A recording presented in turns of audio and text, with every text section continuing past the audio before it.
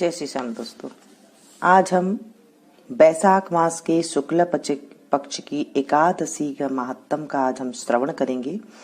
और जो बैसाख की शुक्ल पक्ष की एकादशी आती है उसका नाम है मोहिनी एकादशी।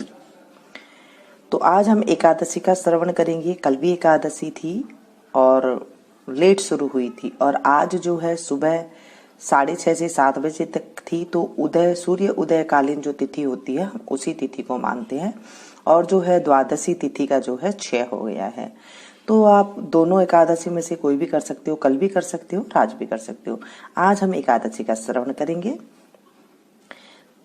तो चलिए शुरू करते हैं। बोले विष्णु भगवान की जय, बैसाख मास की जय, एकादशी महात्म की जय। धर्मराज युधिष्ठिर बोले, हे कृष्ण, बैसाख माह में शुक्ल पक्ष की एकादशी का क्या नाम तथा क्या कथा है? इसकी व्रत करने से कौन सी विधि है? सो सब विस्तार पूर्वक कहिए। श्री कृष्ण भगवान बोले, हे धर्मनंदन, मैं एक कथा कहता हूँ जिसको महर्षि वशिष्ठ जी ने श्री रामचंद्र जी से कहा था। श्री रामचंद्र जी बोले, हे गुरुदेव, आप मुझसे कोई ऐसा व्रत कहिए जिससे समस्त पाप और दुख नष्ट हो जावे। महर्षि बोले, हे राम, आपके नाम के स्मरण मात्र से ही मनुष्य पवित्र हो जाता है। इसलिए आपका यह प्रश्न लोक हित में अवश्य होगा। बैसाख माह के शुक्ल पक्ष में एकादशी होती है, उसका नाम मोहिनी है। इस एकादशी का व्रत करने से मनुष्य के समस्त पाप तथा दुख छूट जाते हैं। इसके व्रत के प्रभाव से प्राणी मोह जाल से छूट जाता है। अतः हे राम, इस एकादशी का व्रत दुखी मनुष्य को अवश्य ही करना चाहिए। एकादशी के व्रत से मनुष्य के समस्त पाप दुख नष्ट हो जाते हैं। अब आप इसकी कथा सुनिए। सरस्वती नदी के किनारे एक भद्रावती नगरी में एक धनपाल नाम का धन धान्य से पुण्यवान एक वैश्य रहता था। वह अत्यंत धर्मात्मा था और विष्णु भगत था। उसने नगर में अनेकों भोजनालय, प्याऊ, कुआं, तालाब, धर्मशाला आदि बनवाए। उसने सड़कों के किनारे अनेक वृक्ष लगवाए। उस वेश्ये के 5 पुत्र थे। उसका सबसे बड़ा पुत्र अत्यंत पापी था। वह दूसरों की स्त्रियों के साथ भोगविलास करता था। वह महान नीच था और देवता पितृ आदि को नहीं मानता था।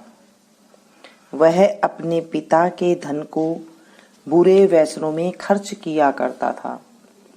इस पर उसके पिता, भाइयों तथा कुटुंबियों ने घर से बाहर निकाल दिया और उसकी निंदा करने लगे। घर से निकाल देने के बाद धन नष्ट हो जाने पर वेश्याओं ने तथा गुंडों ने भी उसका साथ छोड़ दिया। अब वह भूख और प्यास से दुखी रहने लगा। अब उसने चोरी करने का विचार किया और रात्रि में चोरी करने लगा।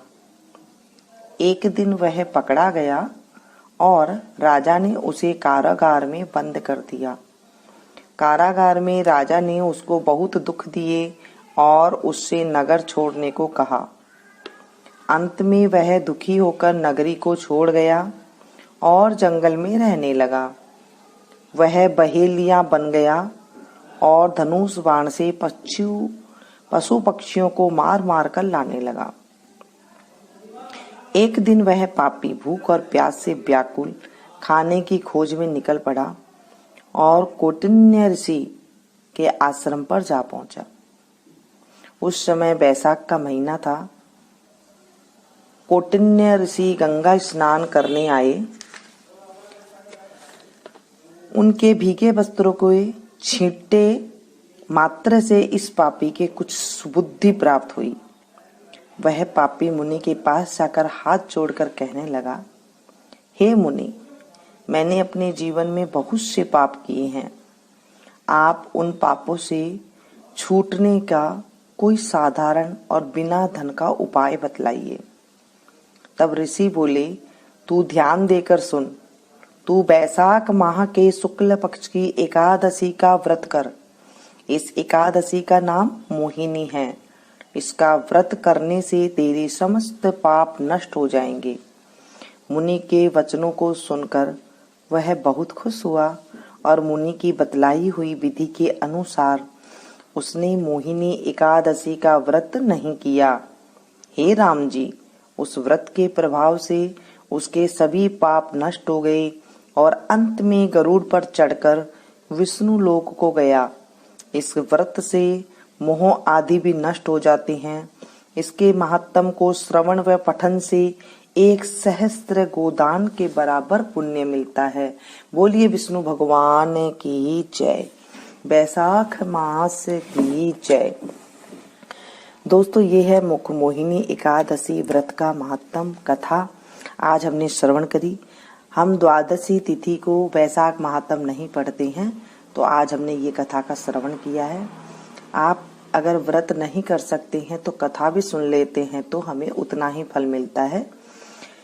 पसंद आई हो तो प्लीज एक लाइक जरूर दीजिएगा और इसे ज्यादा से ज्यादा अपनों के साथ शेयर कीजिएगा ताकि आपको भी लाभ मिल सके।